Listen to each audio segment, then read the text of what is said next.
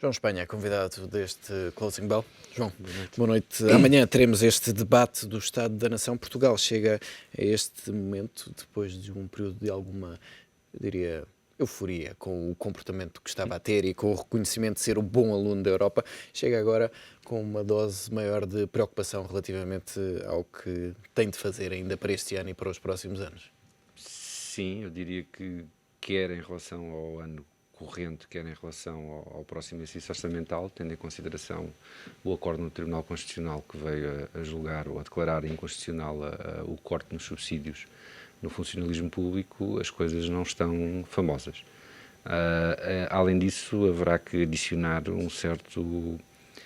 Enfim, a possibilidade de se começar a fraturar aquilo que tem sido, enfim, a grande vantagem de Portugal em relação, designadamente, à Grécia, que tem que ver com a circunstância de os dois partidos do governo e o maior partido da oposição que assinaram o memorando com a Troika terem estado, de certa forma, unidos, e este acordo no Tribunal Constitucional presta-se a que possa haver uma certa desunião na preparação do orçamento do ano que vem.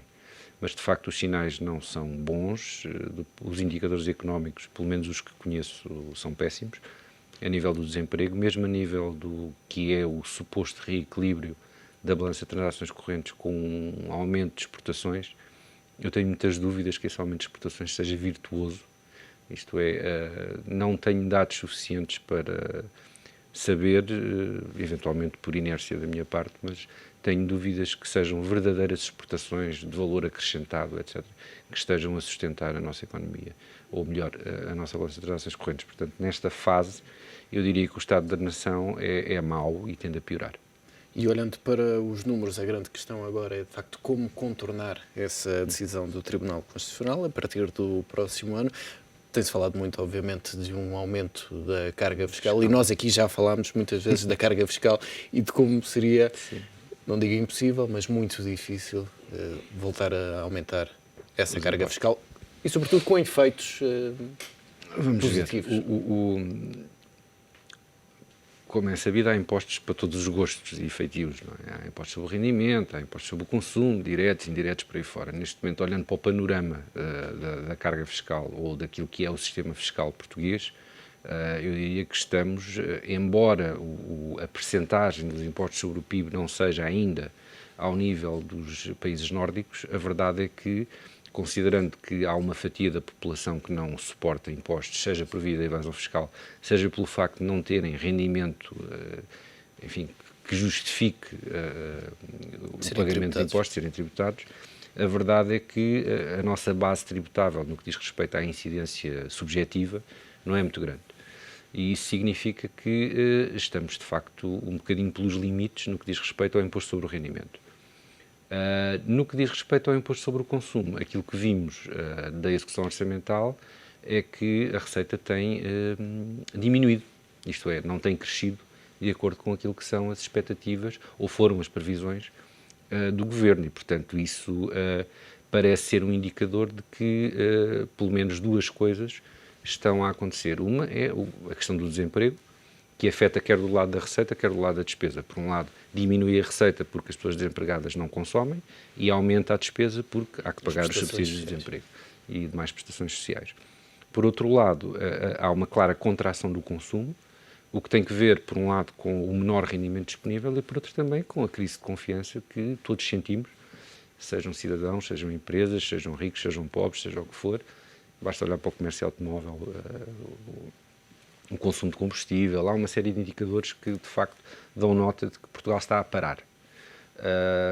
E, portanto, não me parece que seja o instrumento fiscal aquilo que Portugal necessite ou aquilo que seja o modelo que possa vir a curar os males que temos neste momento. Portanto, ou pondo as coisas noutros termos, se isto já estava a correr mal, com esta decisão do Tribunal Constitucional, no sentido de não é pela redução da despesa que vamos lá, terá que ser pela redução de outras despesas que o Tribunal anuncia existirem, mas que depois acaba por não dizer quais são, estamos aqui num certo impasse e eu diria que a tentação será resolver o problema no imediato através do aumento da receita, mas não estou sinceramente a ver como. Um aumento do IVA penso que é incomportável. Em geral, o aumento dos impostos sobre o consumo penso que não é possível. Uma sobretaxa que, no fundo, mais retira um subsídio a toda a gente? Eu acho que se o governo for por aí vai começar a enfrentar alguma contestação social, porque a verdade é que, enfim, não é muito politicamente correto dizer isto, mas a verdade é que, quer se queira, quer não, e pese embora possa parecer as duas faces da mesma moeda, a verdade é que reduzir as remunerações no setor público não é a mesma coisa que aumentar os impostos de forma transversal. E o que é facto é que quem está em déficit é o Estado, e o Estado é que tem que cortar despesa. Já foi dito aqui várias vezes por mim e pelo meu colega ausente, o Francisco, que,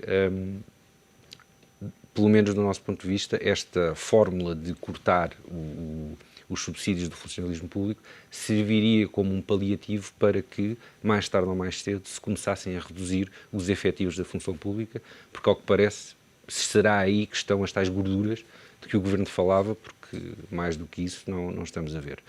Se em lugar disso, isto é, se em vez de cortarmos naquilo que é a máquina do Estado, vamos mais uma vez pedir aos privados sacrifícios para continuar a alimentar a máquina do Estado, que pelos vistos continua, enfim, incólume e ultrapassar tudo o que se lhe põe à frente, de facto acho que é legítimo começar a perguntar, mas afinal sacrifícios para quê?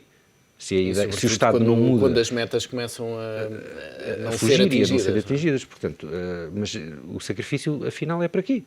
Se a despesa continua firme e a aumentar, e se a resposta do Governo é aumentar os impostos, então aquilo que temos perante nós é um cada vez maior aumento de impostos para sustentar o Estado. Isto não, eu penso que tudo tem um limite, ou tudo terá um limite. Houve um momento em que se disse às pessoas: vamos aumentar os impostos porque este ano tem que ser. Depois um subsídio porque este ano tem que ser. Agora aos funcionários públicos diz: vamos cortar os subsídios porque tem que ser este ano. Não podemos continuar por este caminho, penso eu. Acho que haverá que tentar ensaiar alguma medida extraordinária para tentar corrigir o déficit este ano, e haverá que provavelmente voltar a submeter a questão ao Tribunal Constitucional para ver se as maiorias flutuam e se pode haver uma decisão que não seja de acordo com esta que foi agora. Esta decisão foi... Alterar esta decisão, voltar a... Não seria caso virgem. Aliás, há bem pouco tempo o Tribunal Constitucional extraiu um acórdão em matéria fiscal que é completamente discordante de um que tinha extraído no ano anterior. Esta matéria, não sendo matéria tributária, ou parecendo não ser matéria tributária, de facto trata-se de um acórdão em matéria financeira que teve alguns votos de vencido, alguns deles com muita qualidade, e penso que poderá, eventualmente, com uma melhor fundamentação por parte do Governo, poderá eventualmente vir a ser revertido. Não sei, enfim, aqui estamos no domínio da futurologia, mas de facto penso que este acórdão veio criar grande confusão, e parece ser, enfim, diria, um ingresso por parte da magistratura constitucional naquilo que eventualmente poderia ser um domínio estritamente político ou administrativo, executivo, digamos assim. E mesmo a decisão de aplicar esta anulação apenas a partir de 2013 também reflete essa preocupação que não está ligada apenas à questão jurídica? Não necessariamente. A Constituição tem válvulas de escape para essas possibilidades, isto é, uma decisão do Tribunal Constitucional extraída agora em junho, julho, que retroagisse os seus efeitos a janeiro, seria totalmente, enfim, lançaria o país num caos financeiro. E, de facto, aí os juízes não estão a fazer política, aí os juízes estão a aplicar cuidadosamente aquilo que eles entendem ser a sua interpretação da Constituição, salvaguardando aquilo que são os efeitos já ocorridos e avisando que, enfim, a medida é inconstitucional, mas apesar de ser inconstitucional, dado o status quo, enfim, a situação de facto que foi constituída entretanto, não é possível levar a cabo a execução imediata desse juízo de inconstitucionalidade. Isso não é de todo incomum, acontece frequentemente nas decisões do Tribunal Constitucional. E não se colocando esse cenário desta decisão ser alterada, resta-nos esperar que a Europa dê aqui de facto a mão a Portugal e, como dizia o Ministro das Finanças, que a Troika de facto facilite o programa de ajustamento. Vamos lá ver. eu penso que ainda do lado da receita poderá haver uma ou outra coisa que pode ser feita, mas se calhar vou ficar calado para não dar ideias ao Governo. Mas estamos a falar do déficit de 2012 ou daqui para 2012. Mas como digo, é melhor não dar ideias, porque senão a coisa pode descambar. Mas isto, mais uma vez, já foi dito aqui e redito. A ideia que nós temos é que cabe a Portugal cumprir o seu papel, fazer o melhor que pode com os meios que tem, tentando ir de encontro aos objetivos que estão plasmados e consagrados no memorando de entendimento com a Troika. A partir daí, o que temos é uma negociação vulgar entre os credores e o devedor. Os credores querem que o devedor pague e aos credores não interessa que o devedor vá à ruína, porque, nesse caso, ele não pagará. Portanto, do nosso ponto de vista, e agora falando pelo Francisco que não está aqui, a convicção que temos é que mais tarde ou mais cedo essa flexibilização do que está no memorando de entendimento haveria de verificar-se de acordo com a forma como fosse evoluindo quer a conjuntura, quer a própria execução das medidas que estão consagradas no memorando de entendimento.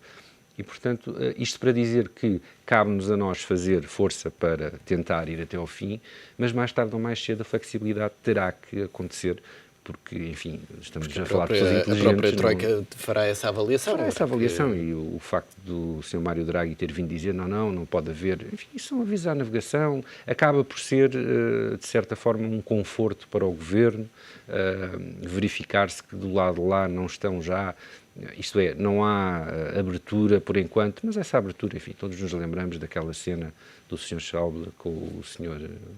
Passos Coelho, vergado, a dizer quando precisarem cá estaremos, etc. De facto, a sensação que dá é... nós não somos too big to fail, mas não calhava nada bem que nós falhássemos. João Espanha, obrigado pela presença neste Closing Bell. Até para a semana.